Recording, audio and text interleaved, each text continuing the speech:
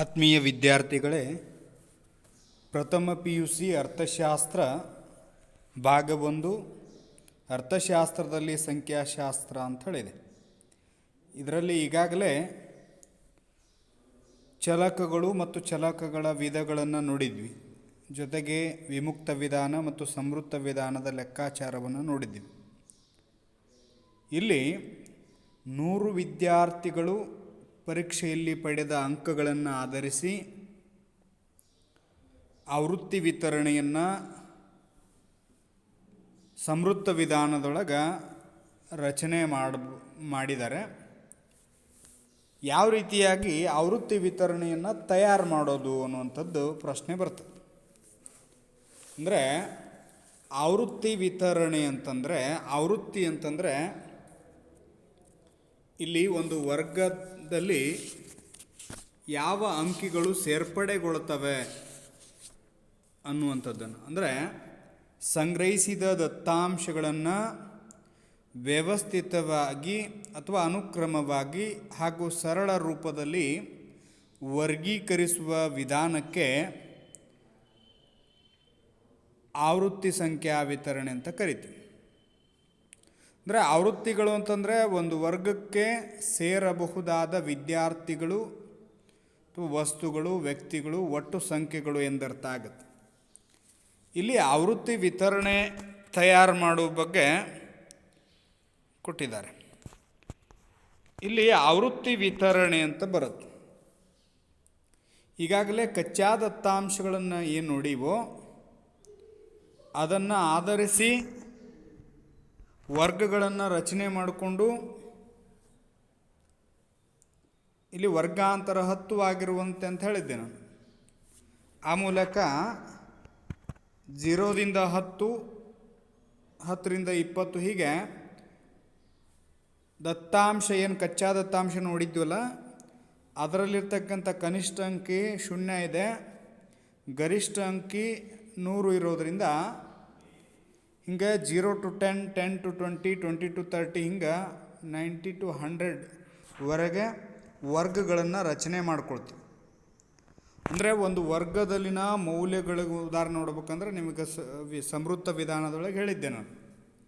ಈಗ 30ರಿಂದ 40 ವರ್ಗದೊಳಗಿರುವಂಥ ಕಚ್ಚಾ ದತ್ತಾಂಶಗಳಿಂದ ಪಡೆದ ಅಂಕಗಳು ಅಂತಂದರೆ 30, 37, 34, 30, 35, 39, 32 ಹಿಂಗೆ ಒಟ್ಟಾಗಿ 30ರಿಂದ 40 ವರ್ಗದೊಳಗೆ ಆವೃತ್ತಿ ಸಂಖ್ಯೆಗಳು ಎಷ್ಟದವು?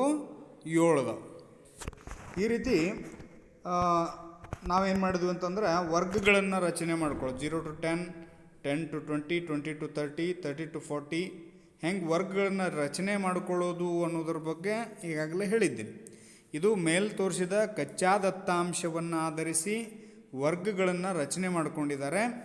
ಅದರಲ್ಲಿರ್ತಕ್ಕಂಥ ಆವೃತ್ತಿಗಳನ್ನು ನೋಡಿದ್ವಿ ನಾವು. 1, 8, 6, 7, 21, 23, 19, 6, 5, 4 ಅಂಥೇಳಿ. ಇದರೊಳಗೆ ಇದನ್ನು ಆಧರಿಸಿ ನಾವೇನು ಮಾಡಿದ್ವಿ? ವರ್ಗದ ಮೇಲ್ಮಿತಿ, ಕೆಳಮಿತಿ, ವರ್ಗದ ಮೇಲ್ಮಿತಿ.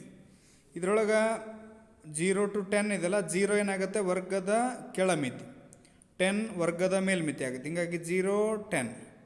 10 ವರ್ಗದ ಕೆಳಮಿತಿ, 20 ವರ್ಗದ ಮೇಲ್ಮಿತಿ. 10, 20, 20, 30, 30 to 40, 40, 50, 60, 50, 60 ಹಿಂಗೆ 90 to 100 ಬರೋವರೆಗೆ ವರ್ಗದ ಕೆಳಮಿತಿ, ವರ್ಗದ ಮೇಲ್ಮಿತಿ ನಾವು ನೋಡ್ಕೊಂಡ್ವಿ. ಇನ್ನು ವರ್ಗದ ಮಧ್ಯಬಿಂದು ಹೆಂಗೆ ಕಂಡುಹಿಡಿದು ಹೇಳಿ ನಾನು. ಹೌದಾ? ಇಲ್ಲಿ ವರ್ಗದ ಮೇಲ್ಮಿತಿ ಮತ್ತು ವರ್ಗದ ಕೆಳಮಿತಿ ಡಿವೈಡೆಡ್ ಬೈ ಪ್ಲಸ್ ಮಾಡಿ ಡಿವೈಡೆಡ್ ಬೈ 2 ಮಾಡಿದರೆ 5 ಬರುತ್ತೆ. 0 + 10 =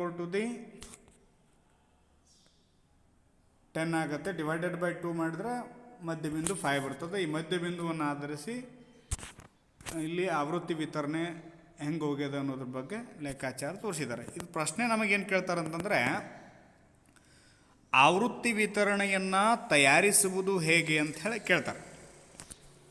ಇಲ್ಲಿ ಆವೃತ್ತಿ ವಿತರಣೆಯನ್ನು ತಯಾರಿಸುವಾಗ 4 ಪ್ರಶ್ನೆಗಳನ್ನು ಉತ್ತರಿಸಬೇಕಾಗತ್ತೆ. ಮೊದಲನೇದಾಗಿ ವರ್ಗಗಳ ಸಂಖ್ಯೆ ಎಷ್ಟಿರಬೇಕು ಅನ್ನುವಂಥದ್ದು. ಎರಡನೇದು ಪ್ರತಿ ವರ್ಗದ ಗಾತ್ರ ಎಷ್ಟಿರಬೇಕು. ಆಮೇಲೆ ಮೂರನೇದಾಗಿ ವರ್ಗ ಮಿತಿಯನ್ನು ಹೇಗೆ ನಿರ್ಧರಿಸಬೇಕು, ಪ್ರತಿ ವರ್ಗಕ್ಕೆ ಆವೃತ್ತಿ ವಿತರಣೆಯನ್ನು ಹೇಗೆ ಪಡೆಯುವುದು ಅಂತ ಕೊಟ್ಟಿದ್ದಾರೆ. ಅಂದರೆ ಆವೃತ್ತಿ ವಿತರಣೆ ತಯಾರಿಸುವಾಗ ಉಂಟಾಗುವ 2 ಪ್ರಶ್ನೆಗಳನ್ನು ವಿವರಿಸಿ ಅಂತ ಕೇಳ್ತಾರೆ. ಅದರೊಳಗೆ ಮೊದಲನೇದು ವರ್ಗಗಳ ಸಂಖ್ಯೆ ಎಷ್ಟಿರಬೇಕು ಅನ್ನೋದು. ಈಗಾಗಲೇ ವರ್ಗಗಳ ಸಂಖ್ಯೆ ನಿರ್ಧರಿಸಲಿಕ್ಕೆ ಮೊದಲು ನಾವೇನು ಮಾಡಬೇಕಾಗತ್ತೆ, ವ್ಯಾಪ್ತಿ ಅಂತ ತಗೋಬೇಕಾಗುತ್ತೆ. ಇಲ್ಲಿ ವ್ಯಾಪ್ತಿಯನ್ನು ಕಂಡುಹಿಡಬೇಕಾದ್ರೆ ಚಲಕದ ಗರಿಷ್ಠ ಮೌಲ್ಯ ಮತ್ತು ಕನಿಷ್ಠ ಮೌಲ್ಯದ ನಡುವಿನ ಅಂತರವಾಗಿದೆ. ಗರಿಷ್ಠ ಮೌಲ್ಯ ಮತ್ತು ಕನಿಷ್ಠ ಮೌಲ್ಯ, ಇದರಲ್ಲಿ ಕಚ್ಚಾ ದತ್ತಾಂಶ ಹಿಂದೆ ನೋಡಿದ್ವಲ್ಲ, ಆ ಪಟ್ಟಿ ಒಳಗೆ ಕನಿಷ್ಠ ಮೌಲ್ಯ ಅಂದರೆ 0 ಇದೆ, ಗರಿಷ್ಠ ಮೌಲ್ಯ ಅಂದರೆ 100 ಇದೆ. ಹೀಗಾಗಿ ವರ್ಗದ ವ್ಯಾಪ್ತಿ ಎನ್ನುವಂಥದ್ದು, ಅಂದರೆ ವ್ಯಾಪ್ತಿ ಚಿಕ್ಕದಾಗಿತ್ತಪ್ಪ ಅಂತಂದರೆ ವರ್ಗಗಳ ಸಂಖ್ಯೆ ಕಡಿಮೆ ಇರ್ತದೆ, ಹೆಚ್ಚಿರ್ತದೆ. ವರ್ಗದ ವ್ಯಾಪ್ತಿ ಕಡಿಮೆ ಇತ್ತಪ್ಪ ಅಂತಂದ್ರೆ, ಅಂದರೆ ಚಲಕದ ವ್ಯಾಪ್ತಿ ದೊಡ್ಡದಾಗಿದ್ದರೆ ಅದು ವಿಶಾಲವಾಗಿರ್ತದೆ. ಮತ್ತೊಂದು ಕಡೆ ಚಿಕ್ಕ ವ್ಯಾಪ್ತಿಯು ಚಲಕದ ಸಂಕುಚಿತವಾಗಿ ಹರಡಿಕೊಂಡಿರುತ್ತದೆ ಅನ್ನೋದನ್ನು ಸೂಚಿಸ್ತದೆ. ಉದಾಹರಣೆಗೆ ಚಲಕದ ವ್ಯಾಪ್ತಿ 100 ಆಗಿದೆ, ಯಾಕಂದರೆ 0 ಕನಿಷ್ಠ ಮೌಲ್ಯ 0, ಗರಿಷ್ಠ ಮೌಲ್ಯ 100, ಗರಿಷ್ಠ ಮೌಲ್ಯ ಮೈನಸ್ ಕನಿಷ್ಠ ಮೌಲ್ಯ = ಚಲಕದ ವ್ಯಾಪ್ತಿ ಸಿಗ್ತದೆ. ಹೀಗಾಗಿ ಈ ವ್ಯಾಪ್ತಿಯನ್ನು ಕಂಡುಹಿಡಿದ ನಂತರ ನಾವೇನು ಮಾಡ್ಕೋಬೇಕು, ವರ್ಗಾಂತರಗಳು ಎಷ್ಟಿರಬೇಕು ಅನ್ನೋದನ್ನು ನಿರ್ಧರಿಸಿದ್ರೆ ವರ್ಗಗಳ ಸಂಖ್ಯೆಯನ್ನು ನಿರ್ಧರಿಸಲಿಕ್ಕೆ ಸುಲಭ ಆಗುತ್ತೆ. ಇಲ್ಲಿ 0 ಕನಿಷ್ಠ ಮೌಲ್ಯ, 100 ಗರಿಷ್ಠ ಮೌಲ್ಯ, ಯಾಕಂದರೆ ಕಚ್ಚಾ ದತ್ತಾಂಶದೊಳಗೆ 0 0 ಇದೆ, ಗರಿಷ್ಠ ಅಂಕಿ 100 ಇದೆ. ಹೀಗಾಗಿ ವ್ಯಾಪ್ತಿ ವರ್ಗಗಳ ವ್ಯಾಪ್ತಿ ಕಂಡುಹಿಡಿದ ಮೇಲೆ ವರ್ಗಗಳ ಸಂಖ್ಯೆಯ ಆಧಾರದ ಮೇಲೆ ವರ್ಗಾಂತರ ಎಷ್ಟಿರುತ್ತೆ ಅನ್ನೋದರ ಆಧಾರದ ಮೇಲೆ ಅದರ ವ್ಯಾಪ್ತಿ ನಿರ್ಧಾರ ಆಗುತ್ತೆ. ಹೀಗಾಗಿ ವ್ಯಾಪ್ತಿ = ಚಲಕಗಳ ನೋಡ್ರಿ, ವ್ಯಾಪ್ತಿ = ವರ್ಗಗಳ ಸಂಖ್ಯೆ ಇಂಟು ವರ್ಗಾಂತರ. ಆ ಮೂಲಕ ಒಂದು ನಿರ್ದಿಷ್ಟ ವ್ಯಾಪ್ತಿಯಲ್ಲಿ ವರ್ಗಾಂತರ ಚಿಕ್ಕದಾಗಿದ್ದರೆ ವರ್ಗಗಳ ಸಂಖ್ಯೆ ಏನಾಗಿರ್ತದ, ಹೆಚ್ಚಾಗಿರ್ತದೆ. ಈಗ ವರ್ಗಾಂತರ 5 ಇತ್ತಪ್ಪ ಅಂತಂದ್ರೆ ಆವಾಗ 0 to 5, 5 to 10, 10 to 15, 15 to 20, 20 to 25 ಹಿಂಗೆ ವ್ಯಾಪ್ತಿ ಕಡಿಮೆ ಇದ್ದಂಗೆ ವರ್ಗಗಳ ಸಂಖ್ಯೆ ಏನಾಗ್ತದೆ, ಜಾಸ್ತಿ ಆಗ್ತದೆ. ಒಂದು ವೇಳೆ ವ್ಯಾಪ್ತಿ ವರ್ಗಾಂತರ 10 ಇತ್ತಪ್ಪ ಅಂತಂದ್ರೆ ಆವಾಗ 0 to 10, 10 to 20 ಅಲ್ಲೇನಾಗತ್ತೆ, ವರ್ಗಗಳ ಸಂಖ್ಯೆ ಕಡಿಮೆ ಆಗ್ತದೆ. ಹೀಗಾಗಿ ಆವೃತ್ತಿ ವಿತರಣೆ ನಿರ್ವಹಣೆ ಮಾಡೋದು ಕಷ್ಟ. ಇಲ್ಲಿ ನಿರ್ದಿಷ್ಟ ವ್ಯಾಪ್ತಿ ದೊಡ್ಡ ವರ್ಗಾಂತರವನ್ನು ಆಯ್ಕೆ ಮಾಡಿದ ವರ್ಗಗಳ ಸಂಖ್ಯೆ ತುಂಬ ಚಿಕ್ಕದಾಗಿರುತ್ತೆ. ಅಂಥ ಸಂದರ್ಭದಲ್ಲಿ ಗುಂಪುಗಳನ್ನು ತುಂಬ ಸೀಮಿತವಾಗುತ್ತೆ. ಇದರಿಂದ ವೈವಿಧ್ಯಮಯವಾದ ಮಾಹಿತಿ ಏನಾಗುತ್ತೆ, ನಶಿಸುವ ಸಂಭವವಿರುತ್ತೆ. ಆದ್ದರಿಂದ ವರ್ಗಗಳ ಅತಿ ಹೆಚ್ಚು ಇರದೆ ಅತಿ ಕಡಿಮೆ ಇರೋದಂತ ನಾವು ನೋಡಬೇಕು. ಅದನ್ನು ಒಂದು ನಿರ್ದಿಷ್ಟ ಮಿತಿ ಮಾಡಿಕೊಂಡು ಆ ಮೂಲಕ ಅದನ್ನು ಕಂಡ್ಕೋಬೇಕು. ಹೌದಾ? ಇಲ್ಲಿ 100/10 ವರ್ಗದ ಗರಿಷ್ಠ ಮೌಲ್ಯ ಕನಿಷ್ಠ ಮೌಲ್ಯ /10 ಅಂದಿದ್ದಾರೆ. ಹೀಗಾಗಿ 100/10 ವರ್ಗಾಂತರ 10. ಇಲ್ಲಿ ಇನ್ನು ಎರಡನೇದಾಗಿ ನಿಮಗಿದ್ರ ಬಗ್ಗೆ ಪೂರ್ಣ ತಿಳುವಳಿಕೆ ಬೇಕಾಯ್ತಪ್ಪ ಅಂದ್ರೆ ವಿಮುಕ್ತ ವಿಧಾನ ಮತ್ತು ಸಂವೃತ್ತ ವಿಧಾನದ ಲೆಕ್ಕಾಚಾರದೊಳಗೆ ನೋಡಿವಿ ನಾವು. ಇನ್ನು ಪ್ರತಿ ವರ್ಗದ ಗಾತ್ರ ಎಷ್ಟಿರಬೇಕು ಅಂದರೆ, ಒಂದು ನಿರ್ದಿಷ್ಟ ವ್ಯಾಪ್ತಿಯ ಚಲಕದಲ್ಲಿ ವರ್ಗಾಂತರವನ್ನು ನಿರ್ಧರಿಸಿದರೆ ವರ್ಗಗಳ ಸಂಖ್ಯೆಯನ್ನು ನಿರ್ಧರಿಸಲಿಕ್ಕೆ ಸಾಧ್ಯ ಆಗುತ್ತೆ. ಹಾಗೆ ವರ್ಗಗಳ ಸಂಖ್ಯೆ ಗೊತ್ತಾದರೆ ವರ್ಗಾಂತರವನ್ನು ನಿರ್ಧರಿಸ್ಬೋದು. ಅಂದ್ರೆ ಇಲ್ಲಿ ಈಗಾಗಲೇ ನೋಡಿದಂಗೆ ವರ್ಗಾಂತರ 10 ಹೊಂದಿದೆ ಅಂತ ಭಾವಿಸ್ಕೊಂಡ್ರೆ ಚಲಕದ ವ್ಯಾಪ್ತಿ ಏನಾಗಿರ್ತದೆ 100 ಆಗಿರ್ತದೆ, ವರ್ಗಾಂತರ 10 ಆಗಿರುತ್ತೆ ಅನ್ನುವಂಥದ್ದು. ಆ ಮೂಲಕ ನಾವು ವರ್ಗಗಳನ್ನ ಚಲಕದ ವ್ಯಾಪ್ತಿ 100 ಆಗಿರ್ತದೆ. ಯಾಕಂದರೆ ಈಗಾಗಲೇ ನೋಡಿವಿ, ಅದರ ಬಗ್ಗೆ ಡಿಟೇಲ್ ಆಗಿ ಮಾಹಿತಿ ತೊಗೊಂಡಿದ್ವಿ. ಇನ್ನು ವರ್ಗ ಮಿತಿಯನ್ನು ಹೇಗೆ ನಿರ್ಧರಿಸಬೇಕು?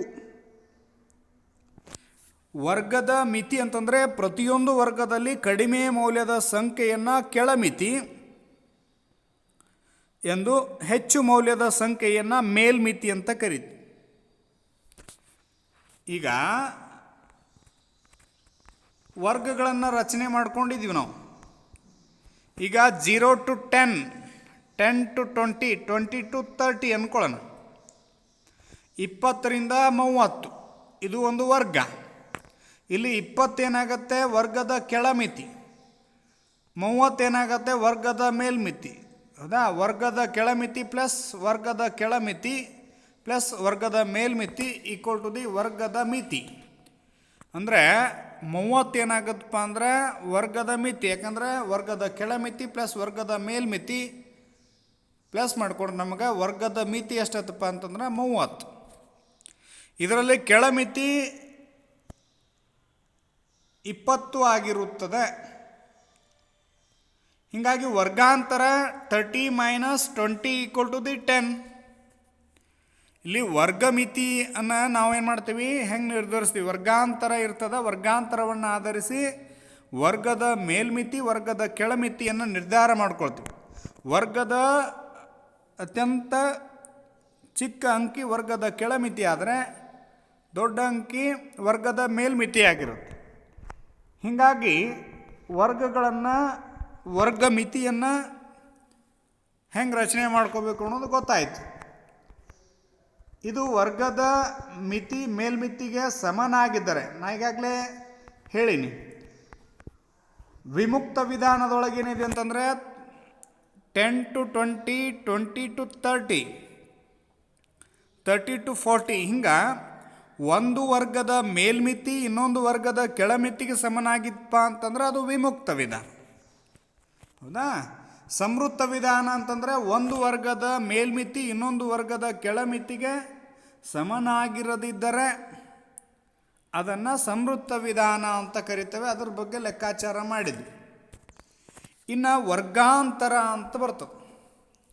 ವರ್ಗಾಂತರ ಅಂತಂದ್ರೆ ಪ್ರತಿ ವರ್ಗದ ಕೆಳಮಿತಿ ಮತ್ತು ಮೇಲ್ಮಿತಿಗಳ ನಡುವಿನ ಅಂತರವನ್ನು ವರ್ಗಾಂತರ ಅಂತ ಕರಿತೀವಿ. ಅಂದರೆ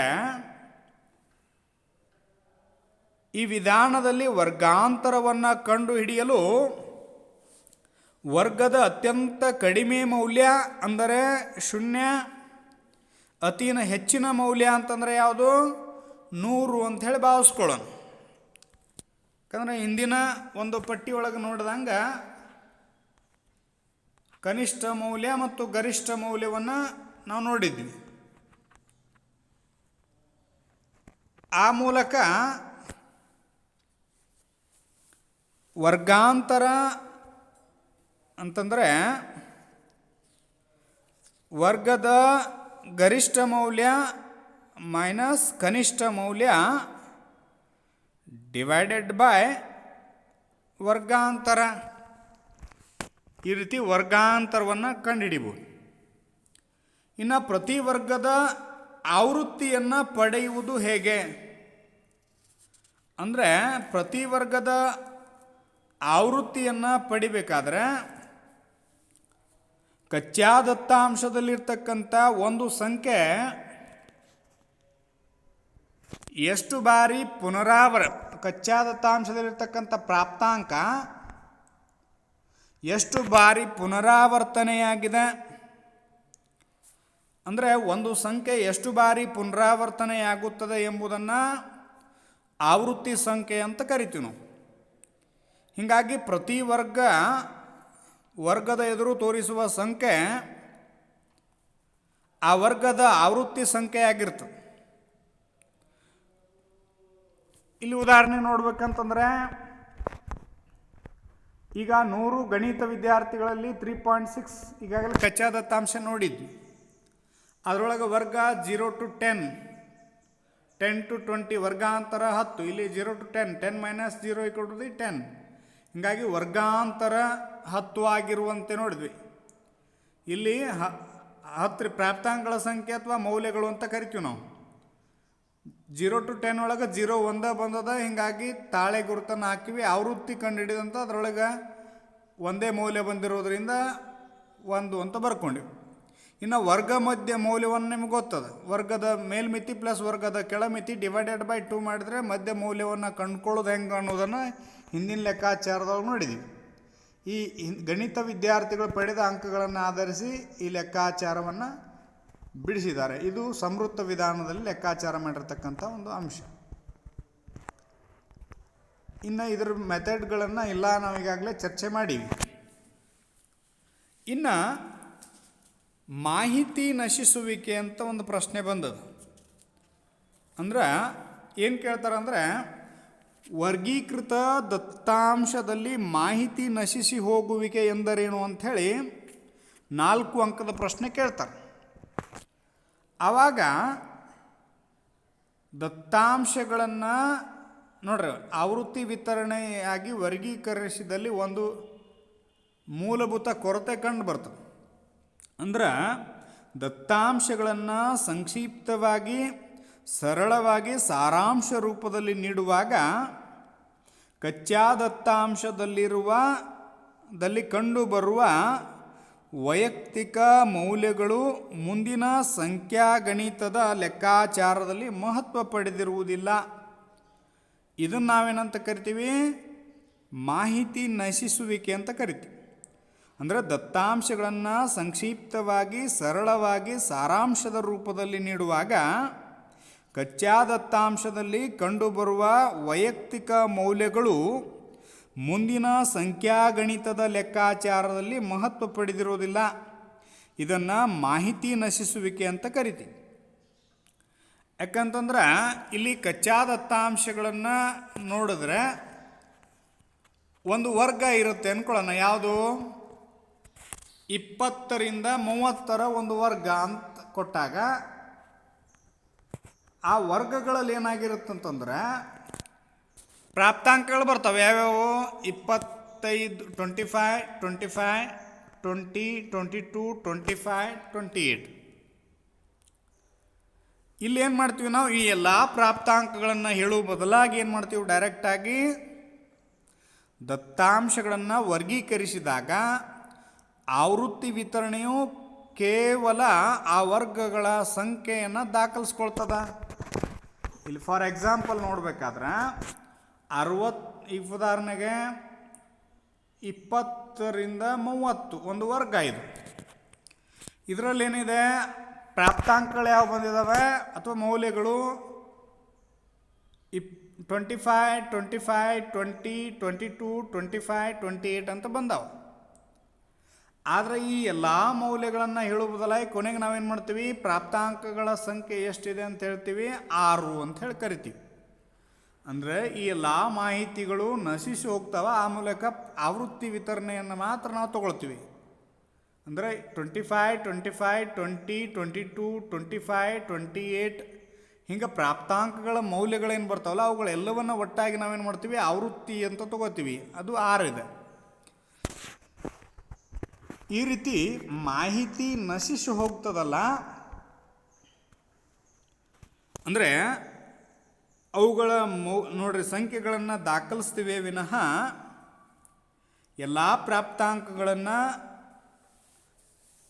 ವರ್ಗದ ಮಧ್ಯಾಂಕಕ್ಕೆ ಸಮ ಎಂದು ಪರಿಗಣಿಸಲಾಗುತ್ತದೆ. ಅಂದರೆ ಮಧ್ಯಾಂಕದ ಮೇಲೆ ಆಧಾರವಾಗಿದೆ. ಅಂದರೆ ಮುಂದಿನ ಲೆಕ್ಕಾಚಾರ ಮಧ್ಯಾಂಕದ ಮೇಲೆ ಆಧಾರವಾಗಿದೆ ವಿನಃ ಆದ್ದರಿಂದ ಸಂಖ್ಯಾಶಾಸ್ತ್ರೀಯ ವಿಧಾನಗಳಲ್ಲಿ ಪ್ರಾಪ್ತಾಂಕಗಳ ನೈಜ ಮೌಲ್ಯಗಳ ಬದಲಾಗಿ ಅವುಗಳ ವರ್ಗದ ಮಧ್ಯಾಂಕದ ಬಳಕೆಯು ಸಾಕಷ್ಟು ನಶಿಸಿ ಹೋಗುತ್ತೆ ಅನ್ನುವಂಥ ಅಂಶವನ್ನು ಇದರೊಳಗೆ ನಾವು ಬರೆದ್ರೆ ಸಾಕು. ಇನ್ನು ಡೈರೆಕ್ಟಾಗಿ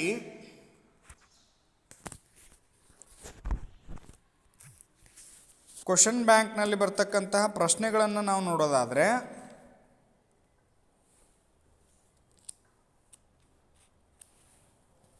ಇದರಲ್ಲಿ ಕಚ್ಚಾ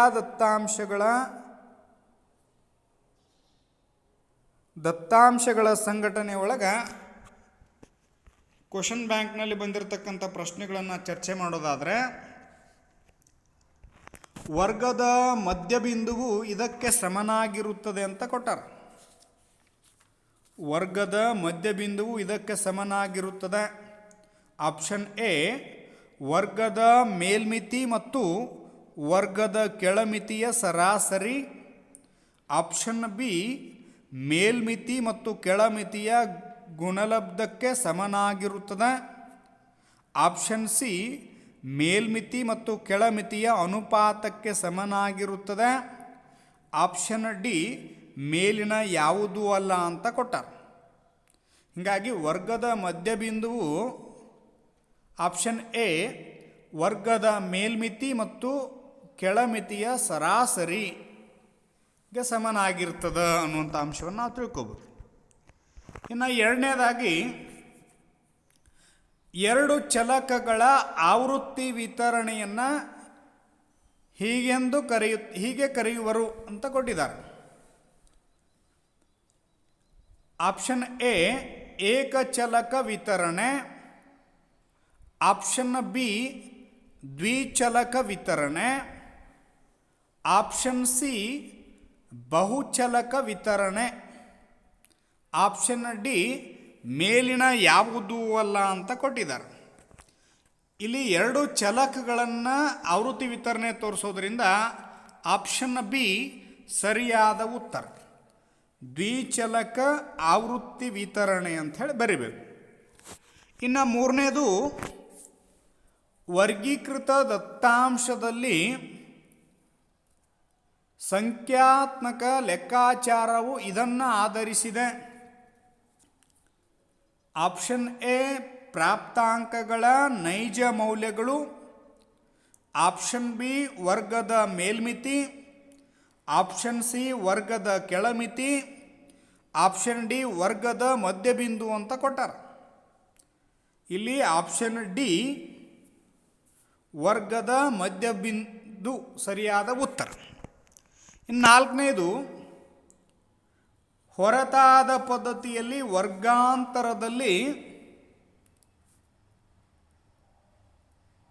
ನೋಡ್ರೆ ಒಂದು ವರ್ಗದ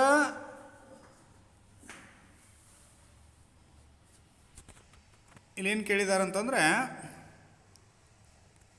ಒಂದು ವರ್ಗದ ಕೆಳಮಿತಿ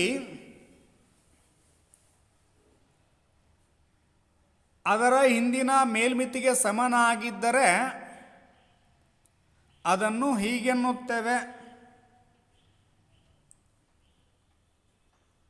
ಒಂದು ವರ್ಗದ ಕೆಳಮಿತಿಯು ಅದರ ಹಿಂದಿನ ವರ್ಗದ ಮೇಲ್ಮಿತಿಗೆ ಸಮನಾಗಿದ್ದರೆ,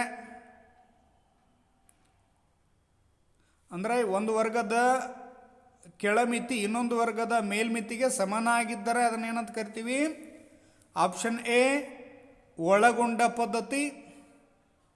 ಆಪ್ಷನ್ ಬಿ ಹೊರತಾದ ಪದ್ಧತಿ. ಆಪ್ಷನ್ ಸಿ ವರ್ಗಾಂತರ. ಆಪ್ಷನ್ ಡಿ ಮೇಲಿನ ಯಾವುದೂ ಅಲ್ಲ. ಆಪ್ಷನ್ ಬಿ ಹೊರತಾದ ಪದ್ಧತಿ ಸರಿಯಾದ ಉತ್ತರ. ವ್ಯಾಪ್ತಿಯು ಅತಿ ದೊಡ್ಡ, ಆಪ್ಷನ್ ಎ ಅತಿ ದೊಡ್ಡ ಮತ್ತು ಅತಿ ಚಿಕ್ಕ ಪ್ರಾಪ್ತಾಂಕದ ನಡುವಿನ ವ್ಯತ್ಯಾಸವಾಗಿದೆ. ಬಿ ಅತಿ ದೊಡ್ಡ ಮತ್ತು ಅತಿ ಚಿಕ್ಕ ಪ್ರಾಪ್ತಾಂಕದ ಸರಾಸರಿಯಾಗಿದೆ. ಆಪ್ಷನ್ ಸಿ ಅತಿ ದೊಡ್ಡ ಮತ್ತು ಅತಿ ಚಿಕ್ಕ ಪ್ರಾಪ್ತಾಂಕದ ಅನುಪಾತ. ಆಪ್ಷನ್ ಡಿ ಮೇಲಿನ ಯಾವುದೂ ಅಲ್ಲ ಅಂತ ಕೊಟ್ಟಿದ್ದಾರೆ. ಇದರಲ್ಲಿ ಆಪ್ಷನ್ ಎ ಅತಿ ದೊಡ್ಡ ಮತ್ತು ಅತಿ ಚಿಕ್ಕ ಪ್ರಾಪ್ತಾಂಕದ ನಡುವಿನ ವ್ಯತ್ಯಾಸವಾಗಿದೆ ಅಂತ ಬರೆಯಬೇಕು. ಇನ್ನು ಖಾಲಿ ಬಿಟ್ಟ ಸ್ಥಳವನ್ನು ಭರ್ತಿ ಮಾಡಿ ಅಂಥೇಳಿ ಒಂದು ಅಂಕದ ಪ್ರಶ್ನೆಗಳನ್ನು ಕೇಳಿದ್ದಾರೆ. ಅದರಲ್ಲಿ ಮೊದಲನೇದು ಭೌಗೋಳಿಕ ಪ್ರದೇಶಕ್ಕೆ ಅನುಗುಣವಾಗಿ ವರ್ಗೀಕರಿಸಲ್ಪಡುವ ದತ್ತಾಂಶವನ್ನು ಡ್ಯಾಶ್ ಡ್ಯಾಶ್ ಎಂದು ಕರೆಯುವರು. ಅಂದರೆ ಭೌಗೋಳಿಕ ಪ್ರದೇಶಕ್ಕೆ ಅನುಗುಣವಾಗಿ ವರ್ಗೀಕರಿಸಲ್ಪಡುವ ದತ್ತಾಂಶವನ್ನು ಭೌಗೋಳಿಕ ವರ್ಗೀಕರಣ ಎಂದು ಕರೆಯುವರು ಅಂತ ಬರಿಬೇಕು. ಇನ್ನು ಎರಡನೇದು, ಗುಣಲಕ್ಷಣಗಳಿಗೆ ಅನುಗುಣವಾಗಿ ದತ್ತಾಂಶಗಳನ್ನು ವರ್ಗೀಕರಿಸುವುದಕ್ಕೆ ಡ್ಯಾಶ್ ಡ್ಯಾಶ್ ಎಂದು ಕರೆಯುವರು. ಗುಣಲಕ್ಷಣಗಳಿಗೆ ಅನುಗುಣವಾಗಿ ದತ್ತಾಂಶಗಳನ್ನು ವರ್ಗೀಕರಿಸುವುದಕ್ಕೆ ಗುಣಾತ್ಮಕ ವರ್ಗೀಕರಣ ಎಂದು ಕರೆಯುವರು ಅಂತ ಬರಿಬೇಕು. ಮೂರನೇದು, ವರ್ಗದ ಎರಡು ಮಿತಿಗಳನ್ನು ಡ್ಯಾಶ್ ಡ್ಯಾಶ್ ಎಂದು ಕರೆಯುವರು. ವರ್ಗ ಮಿತಿಗಳು ಅಂತ ಕರೀತಾರೆ. ನಾಲ್ಕನೇದು, ಡ್ಯಾಶ್ ಡ್ಯಾಶ್ ಒಂದು ವರ್ಗದ ಮೇಲ್ಮಿತಿ ಮತ್ತು ಕೆಳಮಿತಿಯ ಸರಾಸರಿಯಾಗಿದೆ. ವರ್ಗದ ಮಧ್ಯ ಒಂದು ವರ್ಗದ ಮೇಲ್ಮಿತಿ ಮತ್ತು ಕೆಳಮಿತಿಯ ಸರಾಸರಿಯಾಗಿದೆ ಅಂತ ಬರೀಬೇಕು. ಇನ್ನು ಐದನೇದಾಗಿ, ದತ್ತಾಂಶಗಳ ವರ್ಗೀಕರಣದ ಡ್ಯಾಶ್ ಡ್ಯಾಶ್ ವಿಧಾನದಲ್ಲಿ ವರ್ಗದ ಮೇಲ್ಮಿತಿಯನ್ನು ಸೇರಿಸಿಕೊಳ್ಳಲಾಗುತ್ತದೆ.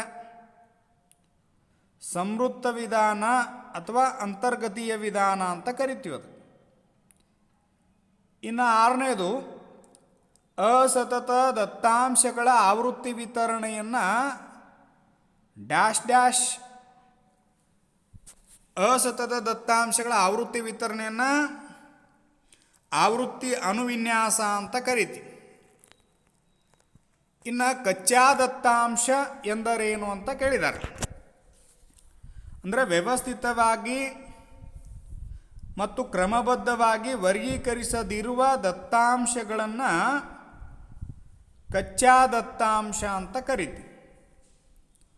ಇನ್ನು ದತ್ತಾಂಶದ ಪರಿಮಾಣಾತ್ಮಕ ವರ್ಗೀಕರಣ ಎಂದರೇನು ಅಂತ ಕೇಳಿದ್ದಾರೆ. ಸಂಗ್ರಹಿಸಿದ ದತ್ತಾಂಶ ಅಥವಾ ಮಾಹಿತಿಗಳನ್ನು ವಿವಿಧ ಪರಿಮಾಣಾತ್ಮಕ ಮಾನದಂಡಗಳ ಆಧಾರದ ಮೇಲೆ ವರ್ಗೀಕರಿಸಿ ಅಳತೆ ಮಾಡುವುದನ್ನು ಪರಿಮಾಣಾತ್ಮಕ ವರ್ಗೀಕರಣ ಅಂತ ಕರಿತೀವಿ. ಅಂದರೆ ಸಂಗ್ರಹಿಸಿದ ದತ್ತಾಂಶ ಅಥವಾ ಮಾಹಿತಿಗಳನ್ನು ವಿವಿಧ ಪರಿಮಾಣಾತ್ಮಕ ಮಾನದಂಡಗಳ ಆಧಾರದ ಮೇಲೆ ವರ್ಗೀಕರಿಸಿ ಅಳತೆ ಮಾಡುವುದನ್ನು ಪರಿಮಾಣಾತ್ಮಕ ವರ್ಗೀಕರಣ ಅಂತ ಕರಿತೀವಿ. ಇನ್ನು ಗುಣಾತ್ಮಕ ವರ್ಗೀಕರಣ ಅಂತ ಕೇಳಿದ್ದಾರೆ.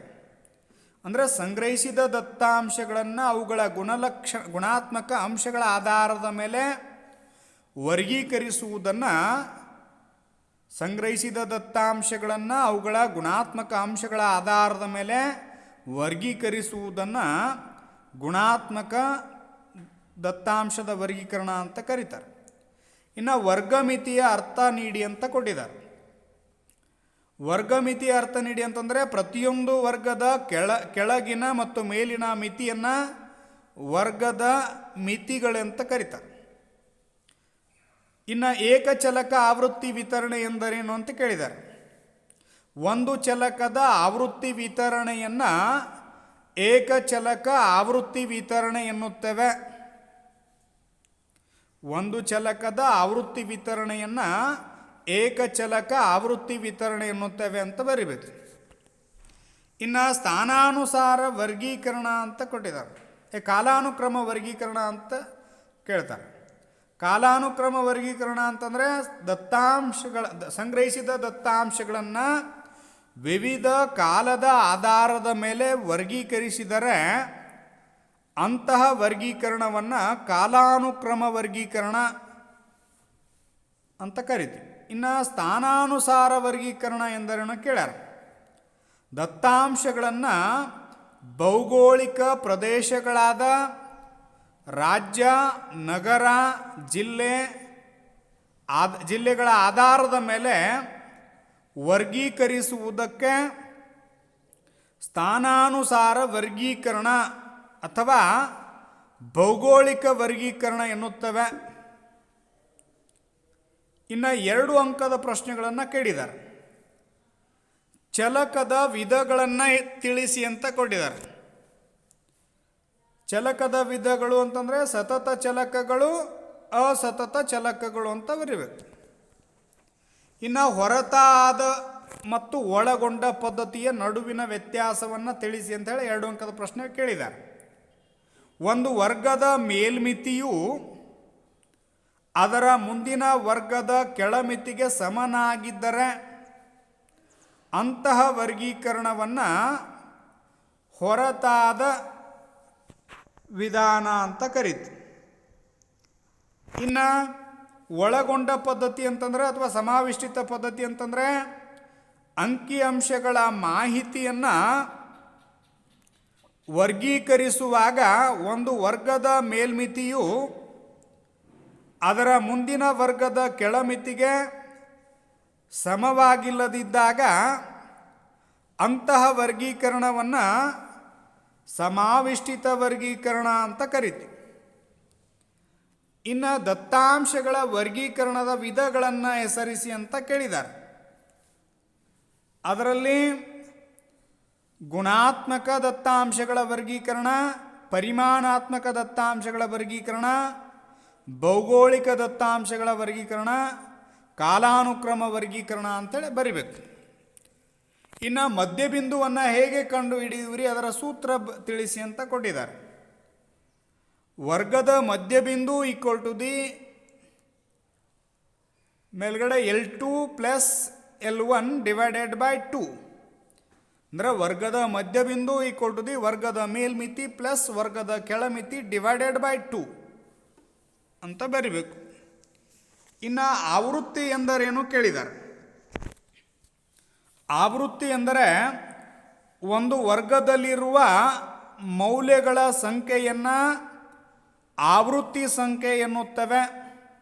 ಅಂದರೆ ಒಂದು ವರ್ಗದಲ್ಲಿರುವ ಮೌಲ್ಯಗಳ ಸಂಖ್ಯೆಯನ್ನು ಆವೃತ್ತಿ ಸಂಖ್ಯೆ ಅಂಥೇಳಿ ಕರಿತೀವಿ.